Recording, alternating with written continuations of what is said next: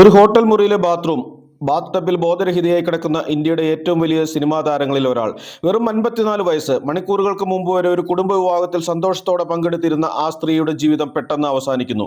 പക്ഷേ ആ മരണം സംഭവിച്ചപ്പോൾ ഒരു ചോദ്യം ഇന്ത്യ മുഴുവൻ ചോദിച്ചു. ഇത്രയും വലിയൊരു താരത്തിന്റെ മരണം ശരിക്കും ഒരു അപകടം മാത്രമായിരുന്നോ?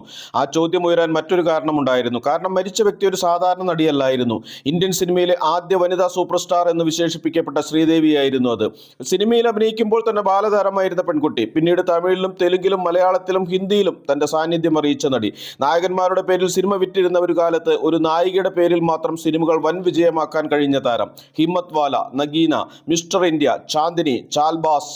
പിന്നെ വർഷങ്ങളോളം സിനിമയിൽ നിന്ന് അകന്നു നിന്ന ശേഷം ഇംഗ്ലീഷ് വിംഗ്ലീഷ് എന്ന ഒറ്റ സിനിമയിലൂടെ വീണ്ടും ഇന്ത്യയെ അമ്പരിപ്പിച്ച നടി. അവസാനം മരണത്തിന് ശേഷം പോലും അവളുടെ അഭിനയത്തിന് ലഭിച്ച ദേശീയ പുരസ്കാരം. ഇന്ന് നമുക്കൊന്ന് അന്വേഷിക്കാം ശ്രീദേവി എന്ന അസാധാരണമായ സിനിമാ ജീവിതത്തിന്റെ കഥ. അതൊരു താരത്തിന്റെ കഥയല്ല, ഒരു കുട്ടിയുടെ ബാല്യം സിനിമയ്ക്ക് വേണ്ടി നഷ്ടപ്പെട്ട കഥ കൂടിയാണ്. ഈ എപ്പിസോഡ് നിങ്ങൾക്ക് ഇഷ്ടമായെങ്കിൽ ലൈക്ക് ചെയ്യാനും ഷെയർ ചെയ്യാനും മടിക്കരുത്. മറ്റൊരു രസകരമായ എപ്പിസോഡ് ഇനിയും കാണുന്നതിന് വേണ്ടി സബ്സ്ക്രൈബ് ചെയ്തില്ലെങ്കിൽ ചാനൽ സബ്സ്ക്രൈബ് ചെയ്യുക.